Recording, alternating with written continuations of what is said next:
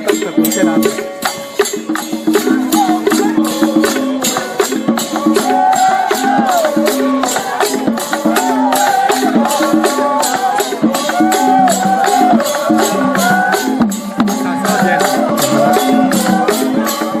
Au nombre des objectifs de monde durable qui sont à 17, le 9e porte sur le titre « Bâtir une infrastructure résiliente, promouvoir une industrialisation durable qui profite à tous et encourager l'innovation ». Bien sûr, les métacompétences sont systémiques, prospectives, de changement, individuel et collectif et de responsabilité. En introduction, nous pouvons dire que cet objectif a comme axe de connaissances internes la croissance et le développement, la soutenabilité, faible ou forte, les différentes formes d'écologie et d'économie, l'employabilité, les différentes formes d'entrepreneuriat, la recherche, le développement et l'innovation. Voilà donc les grands axes de savoir sur lesquels porte cet objectif. Le premier point qu'on peut développer est celui des infrastructures de qualité fiable, durable et résiliente dans l'entreprise à une échelle micro, mais aussi dans la vie pratique, dans la vie, et on peut dire dans la société en général. L'infrastructure de qualité doit permettre de créer le bien-être dans l'entreprise ou dans la société, de mettre en place des infrastructures résilientes, des infrastructures durables. En termes d'objectifs, de compétences, il s'agit d'une aptitude à suivre les grandes évolutions industrielles et à exercer sa responsabilité vis-à-vis des parties prenantes de l'entreprise. Il s'agit de s'impliquer dans les dynamiques territoriales, comprendre le lien entre la vulnérabilité et la résilience et mettre en œuvre les stratégies au sein de l'entreprise, c'est-à-dire la responsabilité sociétale des entreprises. En termes d'exemples associés, on pourrait parler de l'intégration des critères de résilience économique versus la résilience environnementale. On pourrait parler de la diversification industrielle et de l'anticipation des besoins et des modèles de production.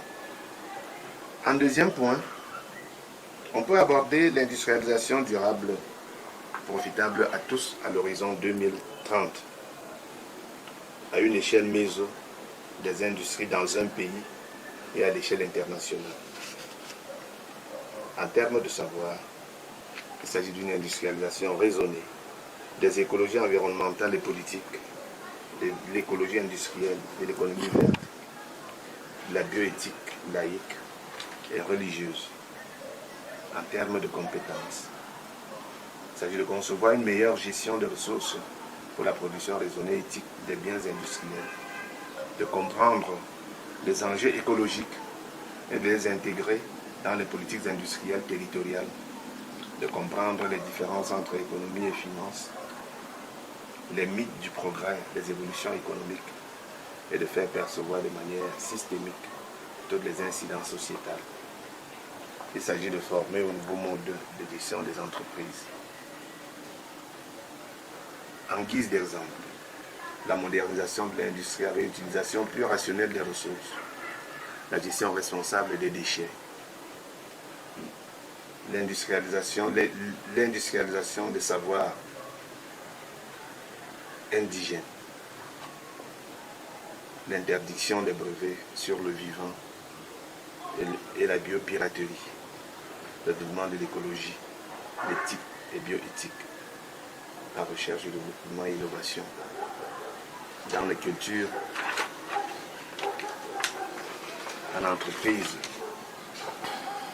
On peut également, au niveau des savoirs, parler de la résilience, à savoir qu'il faut former à l'esprit d'invention entre les risques et la résilience et anticiper les grandes évolutions économiques, les nouveaux modes de production et de consommation, la fragilité et les dépendances en contexte d'incertitude et de crise.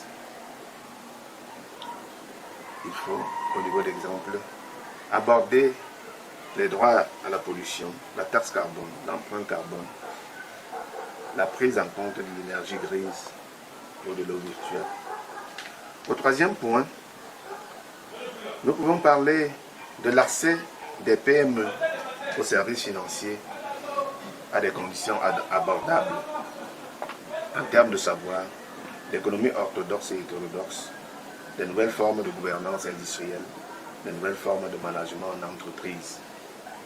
Globalement, il s'agit de favoriser et de promouvoir le montage et le financement de projets innovants, de maîtriser les nouvelles formes de gouvernance industrielle et de management des entreprises, de promouvoir les compétences et ressources locales. Et en exemple, on peut parler des finances vertes et participatives, des tontines au crowdfunding, microfinance, des monnaies alternatives et échanges non monétaires, les auto-entrepreneurs et les nouvelles cultures d'entreprise, la résilience coopérative, les innovations éthiques et la croissance. Le point 4, c'est la modernisation de l'infrastructure et l'adaptation des industries.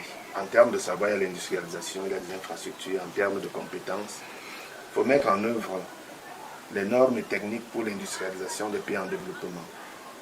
La mise en œuvre d'une éthique de l'engagement et du faire et intégrer les potentialités et les limites du développement de la chimie verte et des biotechnologies en termes d'exemple des nouvelles formes environnementales et sociales, des nouvelles pratiques informelles. La mise en place des différentes dimensions des politiques de responsabilité sociale en entreprise, des nouveaux contrats de travail et des droits de formation. Le dernier point des savoirs à ce niveau, c'est le développement des sociétés émergentes ou en termes d'objectifs. Il faut concilier les ambitions de développement des sociétés émergentes et la tentation de l'industrialisation à outrance, l'industrialisation sans limite éthique ou bioéthique, avec le bien-être des personnes. En termes d'exemple, le plan énergie-déchets dans les entreprises, les changements de modèle économique et de production. En point 5, il s'agit du renforcement de la recherche scientifique et du perfectionnement des capacités technologiques. Les savoirs, c'est la recherche scientifique, des capacités technologiques. Il s'agit, au niveau des objectifs, de favoriser les recherches fondamentales et appliquées à fort impact sociétal, à visée systémique et éthique. Favoriser les transferts de compétences nord-sud et sud-nord. Former de façon prospective à l'utilisation des techniques de communication numérique. Intégrer la place du numérique dans les modes de fonctionnement économique. En termes d'exemple, la promotion des recherches et actions en lien avec les entreprises vecteurs d'innovation, les contrats d'entreprise partenariat, les pépinières d'entreprise, les mécénats d'entreprise, les cultures et pratiques du numérique au travail, à distance, les usages numériques, la généralisation des usages d'Internet, les fautes à l'entreprise. Le point 6 porte sur les nécessaires changements liés aux conditions de l'anthropocène qu'il faut assumer. En termes de savoir, il s'agit de la prise en compte de la nécessité de changements radicaux sur le plan économique et sociétaux. En termes d'objectifs, il faut choisir ou refuser certains modes de fonctionnement des entreprises ou de production industrielle. Il faut prendre en compte les enjeux de soutenabilité forte, changement, afin de construire des infrastructures industrielles innovantes, résilientes et utiles, respectueuses des ressources disponibles et des conséquences de leur utilisation, en vue de répondre aux besoins des hommes dans les limites de la planète. L'éducation, éduquer à la responsabilité vis-à-vis du monde de demain. En termes d'exemple, il faut analyser les économies, voire la marchandisation, la privatisation des savoirs. Il faut analyser l'économie de la fonctionnalité, vente de l'usage des produits industriels, le refus de la production de certains éléments pour des raisons éthiques, armes, produits nocifs, le choix des ressources humaines tenant compte des aspirations des nouvelles générations, intégration des préoccupations socio-environnementales, climat, biodiversité, dans les valeurs de l'entreprise.